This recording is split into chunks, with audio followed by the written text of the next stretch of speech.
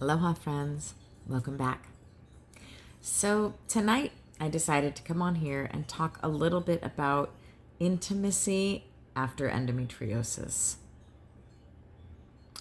Yep, something most people do not talk about for sure. Something that I didn't even know if I was going to be able to ever have again in my relationship. If you know my story, you know that my endometriosis was extremely severe. I had multiple surgeries. I have been endometriosis symptom free for the last year and a half since my surgery with Dr. Andrew Cook. And my major lifestyle change in terms of my diet and toxin free living and all that good stuff. So, clean living and all of the things that come with that. So, one of the things I'm grateful for is that I had a loving and patient partner. I previously did not have a loving and patient partner, and that was not helpful, as you know, if you suffer from endometriosis. So that was the most helpful thing. The second most helpful thing was getting a pelvic floor physical therapist.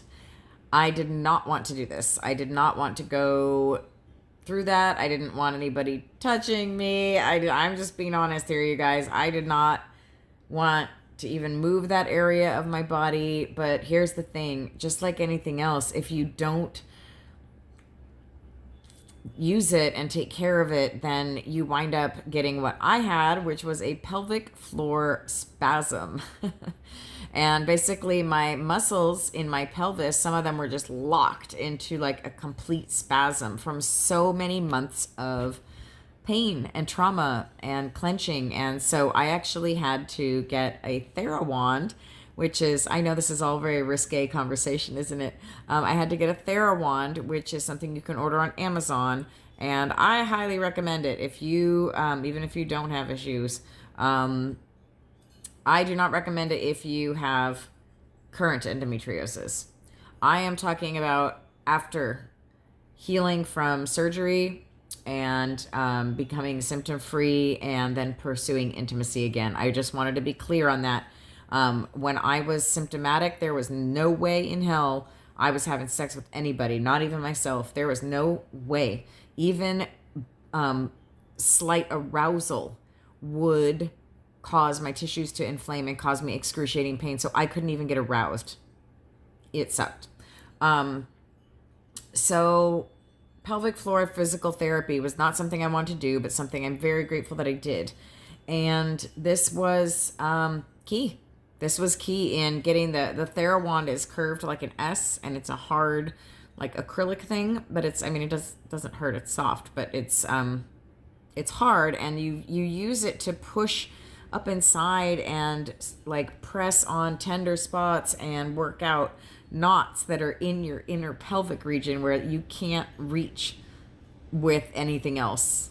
And I did not even know this was a thing. I did not. And pardon the wind sounds if you hear any loud noises. It's quite windy outside tonight, storm status. So so I started using that, and albeit slowly. I mean, I did not use the Thera wand in the beginning for the first few months. I don't think. I think I needed to feel completely 100% ready for that. But when I did, first I went to the therapist and she told me about it. She showed me how to use it. She demonstrated, she taught me. She was very nice, very kind.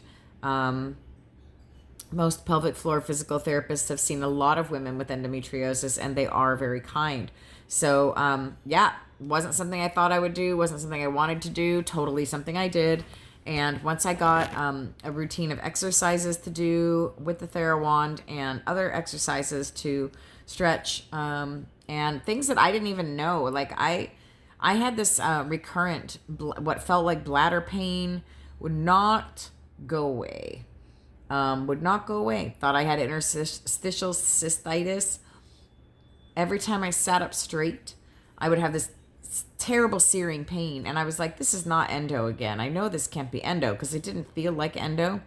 Guess what it was, you guys? My coccyx was out of alignment. Yep. My tailbone was out. And interestingly, on the other side of the tailbone is the pouch of Douglas. the part of your abdominal cavity, which comes like between, if you go like down between the anus and the vagina, then there is still a little pouch down there of a cavity that's part of your abdominal cavity, and that's called the pouch of Douglas. And it's right on the other side of your tailbone or your coccyx, and my coccyx was out, and the pouch of Douglas is where my previous surgeon had left the live disease in me, and that it exploded. That was like the seat of the disease the last time that it exploded. So getting my coccyx realigned was definitely a wonderful experience. It did not hurt. It was just like a little click, and it made a world of difference. I could then sit up again. I am so grateful to my chiropractor for being willing to do that, because it is an internal adjustment, and I was a little bit nervous about it, but it turned out just fine. So, matter of fact, then I could sit up again, and a lot of my bladder problems disappeared.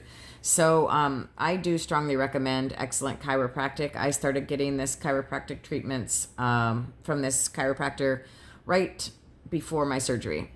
And I still see her twice a week when she's in town. And that is a cornerstone of my health and well-being, excellent chiropractic. So, let's get back to intimacy and how I approached that. Okay, so doing pelvic floor physical therapy, doing self massage, and getting to know my own body again. There was a while, I will be honest, guys, there was a long time where I was not ready for an orgasm. I was not ready for all that movement down there, and it took, I guess it probably took like maybe 3 months, 2 to 3 months, for us to work up to any kind of penetration. And he was very, very patient with me, like let me lead the whole thing, and ask for like whatever next level of intimacy I wanted. And we started by only touching on the outside, and just this does feel a little strange to talk about these things, but I feel like they should be talked about. So I had been touching myself. He started touching on outside, and then we worked up to him putting his fingers inside me. And when that was comfortable and I felt ready, then we went all the way again, and slowly, of course. And it was kind of like being a virgin again, which was kind of sweet. And it was, not the easiest reintroduction. There were a couple times where we did things a little bit too excitedly, and I wound up getting hurt, but not badly, but enough to where I was like, oh, I'm not gonna do that again for a little while. But that was just us being passionate and excited, and everything was always completely like, he was very, very kind and lover. So I am, super grateful for being able to have that reintroduction like that. And so that has been, that's it. Those are my key things there of what I did to reintroduce sex and intimacy into my life after I've had a successful operation for endometriosis. So that is it. Time, patience, caring, loving, therapy, and just patience and work on yourself, and having a patient partner is everything, and a great physical therapist and chiropractor. All right, guys, I hope this helps somebody. Please let me know if it did.